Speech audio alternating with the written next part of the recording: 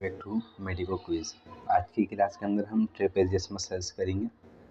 जैसे कि last class के अंदर हम जो क्वेश्चन सीरीज कर रहे हैं उसके अंदर बात करी थी। तो इस मसल्स के बारे में ये क्योंकि ट्रेपेजॉइड शेप की होती है, इसमें आप देखेंगे कि एक साइड की देखिए यानी लेफ़्ट साइड की दे रखी है, तो इस तरह से राइट पर भी होगी, दोनों को मिला करके ट्रेपेजॉइड शेप की बनती है। इस वजह से इसका नाम ट्रेपेजियस है। इसका जो ओरिजिन है वो कई सारी जगहों से मिल करके होता है, उन्हें एक एक करके पढ़ते हैं। एक तो मीडियल 1/3 ऑफ सुपीरियर नेकल लाइन।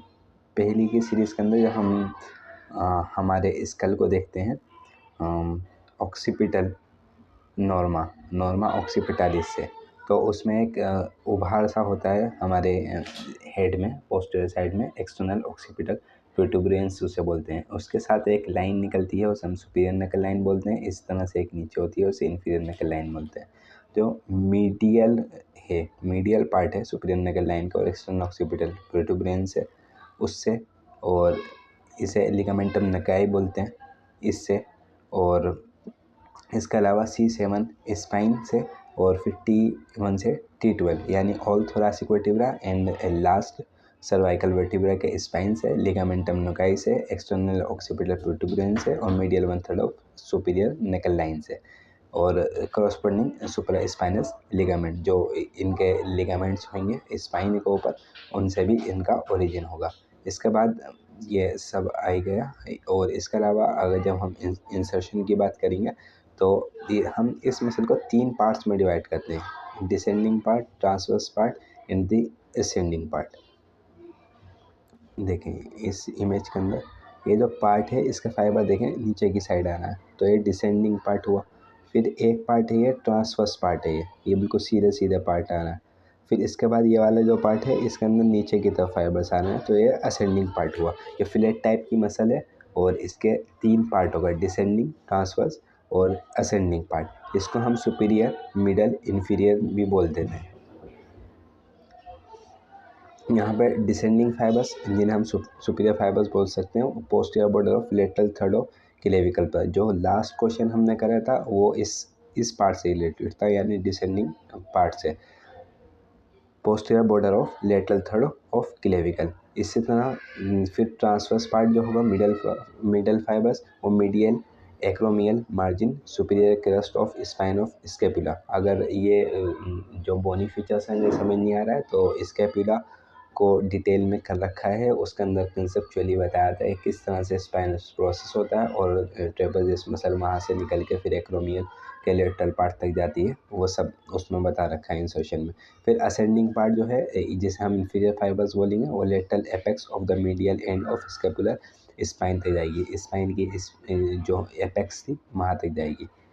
अगर इमेज यानी ये एपेक्स है स्पाइन की, इस तरह से जा करके एक्रोमियल एंड पर जा करके ये इंसर्ट होती है।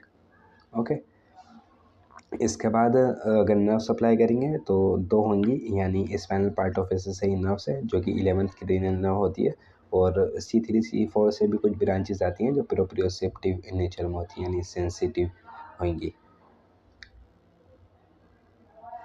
इसके बाद कुछ कंटेंट होते हैं, यानी कंटेंट कहेंगे, या जो ये मसल क्योंकि सुपरफिशियल है तो इसके अंदर में बहुत सारी मसल्स आती हैं, तकरीबन 10 मसल होती हैं। फ़िलहाल के लिए आप रोम्बॉइड, माइनर, रोम्बॉइड मेजर, इस तरह से बहुत सारी हैं, 10 के करीब हैं। अगर आप याद करना चाहें तो इनमें से याद कर सकते हैं, बाकी अगर किसी क्वेश्चन से रिलेटेड होगा तो हम इससे कवर कर लेंगे। इसके बाद इसके कुछ एक्शंस होंगे। फिर अगेन हम इन्हें 3 पार्ट में डिवाइड करेंगे। Upper fibre act with levator scapulae muscle and elevate the scapula as in shrugging, यानी श्रगलिंग डिटेल में हमने करा था, हमने स्कैपुला पढ़ा था, और इसके बाद एक और पार्ट के अंदर हम क्लिनिकल एनाटॉमी करेंगे, उसके अंदर भी हम इसको बता देंगे। बट अपर फाइबर जो होते हैं, जो हमारे शोल्डर होता है, उसको एलिवेट करने में हेल्प करता है, किसके साथ? लिवेटर स्कैपुला के साथ। ओके, इसी तरह अपर फाइबर्स जो होंगे वो एक्सटेंड करते हैं नेक को, और मिडल फाइबर्स जो होते हैं वो रोम्बॉइड के साथ मिलकर रिट्रैक्ट करते हैं स्कैपुला को। जिस तरह हम पुशअप वगैरह मारते हुए अपने शोल्डर्स को पीछे की साइड लेके जाएं और सीने को बाहर की तरफ लेकर आएँ, तो वो इससे होता है। इस तरह से upper and lower fibre act with serratus anterior and rotate the scapula forward around the chest wall, thus playing an important role in abduction at the arm beyond 90 degree. 90 degree तक जो हमारे स्केपुला है उस पर कोई effect नहीं पड़ता, वो अपनी पोजीशन में रहती है। बट 90 के बाद जब इसके ऊपर हम करते हैं, एबडक्शन करते हैं, तो उसके बाद अपर एंड लोअर फाइबर्स एक्ट करते हैं सीरेटस इंटीरियर के साथ, जैसा कि इमेज में दिखा रखा है। इसके अलावा जो मूवमेंट थी वो ये भी थी, जब हम शोल्डर, इसे हम बोलेंगे lateral rotation of the neck, और इसे बोलेंगे हम साइड रोटेशन। ये सब इसकी मूवमेंट में आएंगे। Thank you. नेक्स्ट क्लास के अंदर हम इसकी कुछ क्लिनिकल एनाटमी, और क्योंकि स्पाइनल नेसिस है नर्व, क्रेनियल नर्व है, तो उसका टेस्ट भी होता है, तो उसे हम कवर कर लेंगे, और अगर पॉसिबल हो तो एक केस स्टडी ले करके हम करेंगे। Okay, thank you.